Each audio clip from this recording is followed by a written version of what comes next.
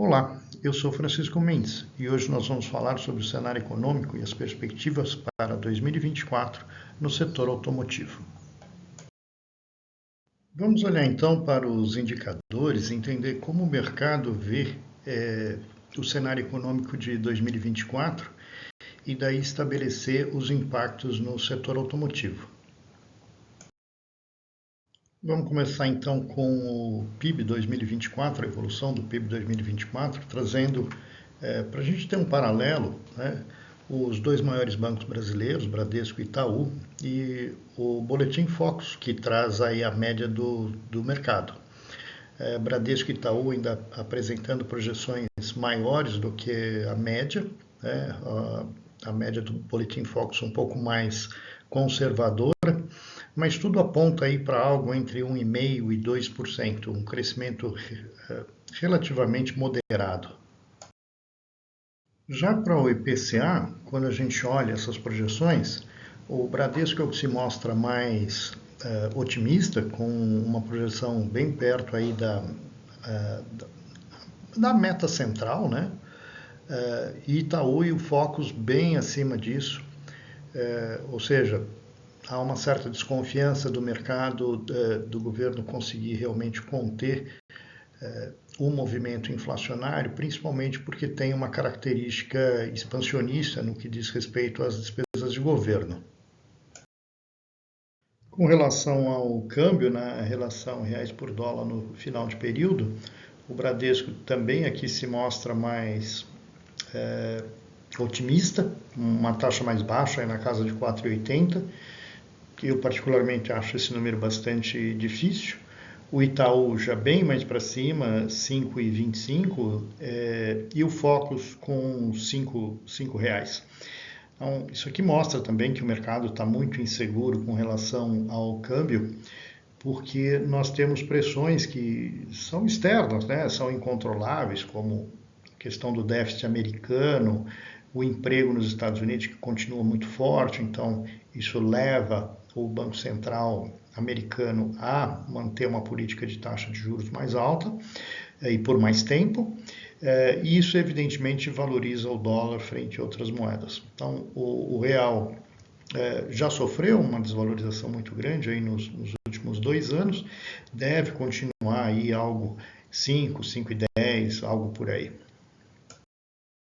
Um aspecto importante está sendo as projeções para o resultado primário de 2024, que o governo apresentou um orçamento zerando, né, esse déficit primário, e o mercado continua apontando aí para números entre 0,7 e 0,8 negativo. Então isso mostra que realmente não há muita confiança de controle de despesas neste governo.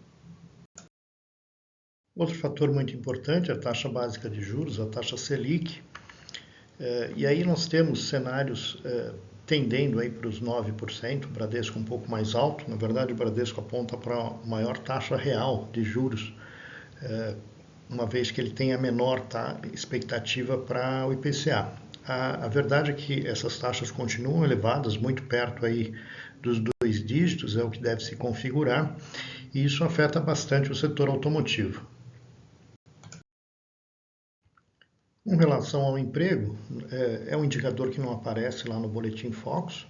Bradesco e Itaú apresentando números muito próximos, 8,2, 8,0 de taxa de desemprego.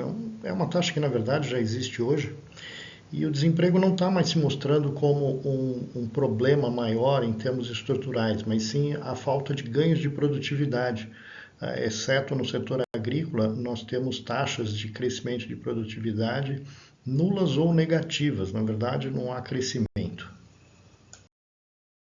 Fazendo então aqui um rápido resumo antes de a gente ir para os impactos no setor, podemos esperar aí um crescimento moderado do PIB, os juros em queda, mas ainda próximos a 2 dígitos, a inflação também em queda, mas acima da meta central, um déficit primário extremamente resistente e um provável aumento da dívida pública, o câmbio estável em relação ao dólar, apesar que nesses dias aí com muita volatilidade e deve ser o que vai acontecer, e o desemprego estável, mas mas com baixo crescimento da renda. Dado esse cenário econômico, as tendências para o setor automotivo em 2024 no mercado interno não são as melhores, as mais otimistas. Vamos olhar então para cada um dos segmentos que em 2024, começando por máquinas agrícolas. 2023 já foi um ano bastante difícil, né? Com margens já bem mais apertadas do que em anos anteriores e volumes bastante menores. Não tem muita expectativa para 2024 de crescimento desse segmento, porque apesar de a gente ter uma expectativa boa para a safra de verão, as margens estão bem mais apertadas também no setor de commodities, né? Então, há uma aproximação aí do custo de produção com a capacidade de produção, ou seja, o custeio com base em sacas de soja, por exemplo, e quantas sacas de soja você tira por hectare. Então, isso reduz bastante a capacidade de investimento do agricultor. Além disso, as taxas de juros ainda são consideradas bastante altas para o segmento, porque se tratam de financiamentos longos e que muitas vezes vão atravessar vários anos aí e cria uma ansiedade bastante grande. Quando a gente fala da parte de caminhões, nós tivemos 23 com um ano de retração muito forte, devido aí à mudança de motorização e subida de preços. Então, há alguma expectativa moderada de recuperação em 2024, mas nada aí muito acentuado, até porque você vai ter uma redução aí da força do agro puxando o segmento. Em motocicletas, ainda em crescimento, apesar das restrições de crédito, nós temos aí nas motos como uma alternativa de trabalho e renda. Então, isso ajuda bastante o segmento. E também o fato de que muita gente ficou alijada do carro novo. Então, a motocicleta, mal comparando, virou assim o carro popular. Né? Então a gente ainda tem aí uma força empurrando o segmento, tem a presença do consórcio, que é muito importante nesse segmento, e isso deve levar ainda a crescimentos em 2024. Já na área de automóveis e comerciais leves, vai ser um mercado andando de lado, ou seja, vai ser o quarto ano seguinte de crescimentos muito pequenos, né, como a gente viu aí esse ano em 2023, embora a gente tenha aí, com os números de setembro um crescimento em relação ao ano passado aí bem perto de 10 pontos percentuais, na verdade essa taxa ela vem caindo na medida em que você vai tendo meses que no ano anterior foram mais fortes.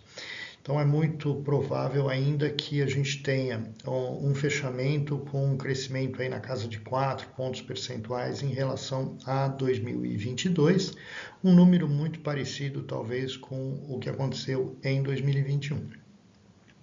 Para 2024 não tem grande expectativa, a gente vai atravessar restrição de crédito, e pior do que isso, fora o volume, uma competitividade muito maior. Então, vai haver grande pressão sobre margens, retorno aí das campanhas de bonificação e etc., para tentar desovar uma forte pressão de estoques. Então, não é um cenário lá muito favorável para automóveis e comerciais leves.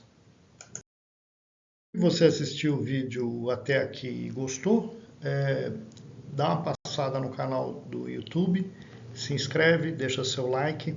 E se quiser trocar alguma ideia sobre o segmento, manda um WhatsApp. Meu telefone está aí. Vai ser um prazer conversar com vocês. Um abraço e até mais.